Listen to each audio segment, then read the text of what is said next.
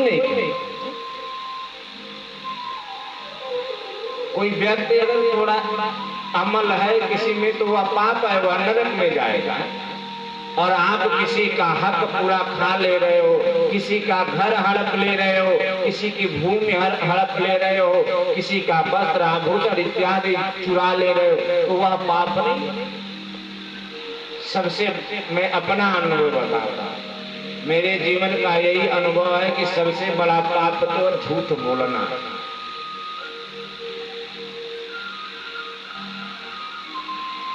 आदरणीय सुखदेव जी महाराज करें गणिका बोले कि महाराज मेरी मैया सदैव कहा करती है कि किसी ब्राह्मण से किसी संत से झूठ मत बोलो।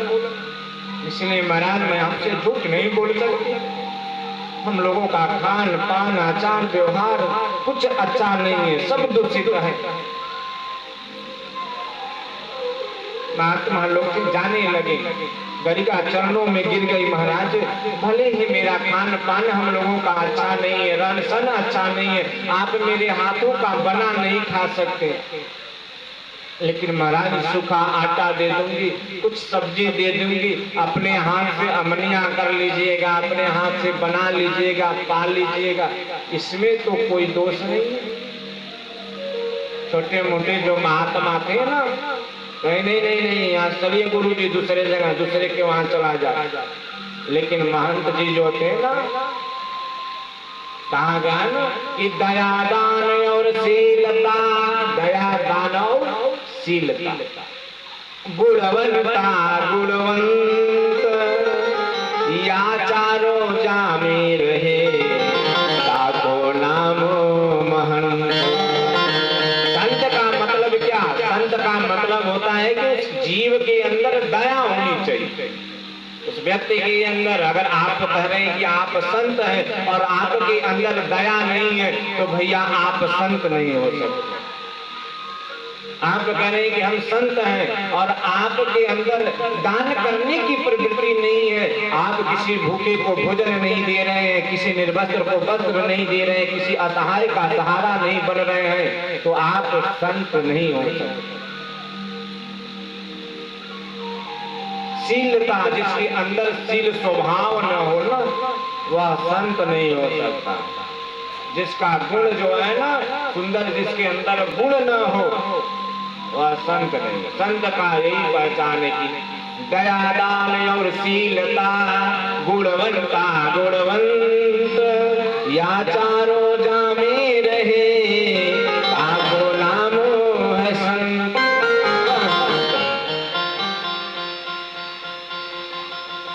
गुरु जी ने कहा नहीं नहीं नहीं, अब तो यही विश्राम किया। गणिका सूखा आटा ला कर दे दी, सब्जी ला कर दे दी। महात्मा अमनिया की रात्रि में टिक्कर बना बनाकर सब महात्मा लोग पा रहे हैं, लेकिन जैसे ही गुरु जी पाने के लिए एक निवाला उठाए, गुरु जी की आंखों में आंसू आ गया, रोने लगे। एक शिष्य कह रहा है, गुरु जी आप रो रहे हो, क्या बात है, क्यों रो रहे हो? गुरु जी कह रहे हैं कि सुनो,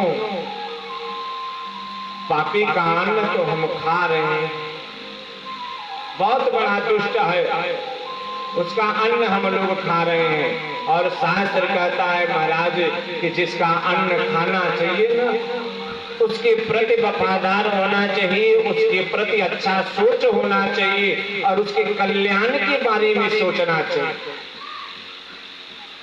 महात्मा करें कि सुनो, कौन सा ऐसा उपाय करें कि इसका कल्याण हो जाए, क्योंकि इसका कर्म जो है, कर्म के अनुसार इसका मुक्ति मिलने, इसको मुक्ति मिलने वाला नहीं, कल्याण होने वाला नहीं इसका। अगर इसे कहूं कि माला लेकर जपो तो माला नहीं जपेगा, इसे कहूं कि लाखों का दान करो, कथा सुनो तो कथा सुनने नहीं जाएगा, दान नहीं करेगा, क्योंकि इसकी प्रवृत्ति में दूसरे का धन चुराना, दूसरे का छीन लेना, दूसरे का धन ले लेना, हाँ शिष्ट है। महात्मा सोच रहे कि फिर करें, और पूरी रात्रि महात्मा सोचते रहे कि इसकी मुक्ति का उपाय क्या है, किस तरह से क्या करें कि मुक्ति मिल जाए। और जैसे महाराज सुबह होने वाला था, अभी महात्मा लोग सोच ही रहे, विचार कर रहे हैं कि उधर से माथे पर काली पट्टी बांधी हुई, काला ड्रेस पहने, लुटा हुआ धन जो है पीठ पर लेकर, हाथ में नग्न तलवार लेकर जैसे ही दरवाजे पर अजामिल पहुंचा, और जो अजामिल पहुंचा इन महात्माओं को देखा, अरे मेरे दरवाजे पर ये कहां से आ गए, कैसे आ गए, कौन ने बुलाया, कहां से आ गए, मारो इन्हें, काटो इन्हें।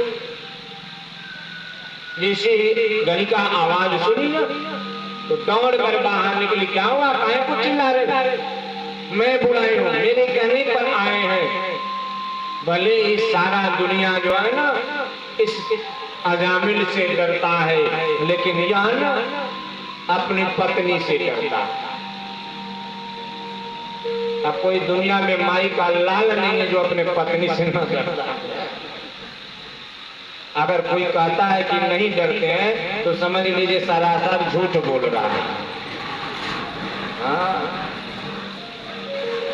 आपका आंख बहुत तेज है, आप कहेंगे कैसा खाना बना रहे, देख रहे माछी गिर गई, इसी दाल में माछी पड़ा, उगाएंगे कहाँ, भाई जीरा है, मल देंगे।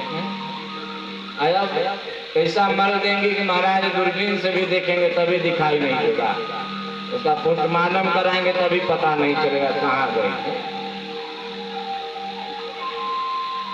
तो कोई दुनिया में ऐसा नहीं माई का लाल जो न डरे, सबको डरना है। डरते हैं कि नहीं? डरना चाहिए, अच्छी बात है, डरना चाहिए। बोल वृंदावन बिहारी लाल की जय। घड़ी का आ गई, दरवाजे पर आकर अजामिल से करे, मैं बुलाई हूँ, क्या बात है, क्यों चिल्ला रहे हो? अजामिल कहा अच्छा कोई बात नहीं, आप बुलाए, ठीक है कोई बात नहीं, 2-4 दिन रख लो।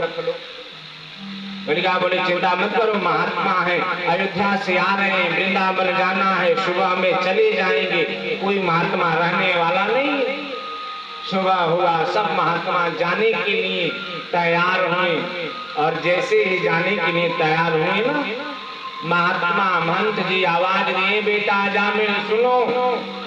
अजामिल आया, हाँ बाबा बताओ क्या बात है।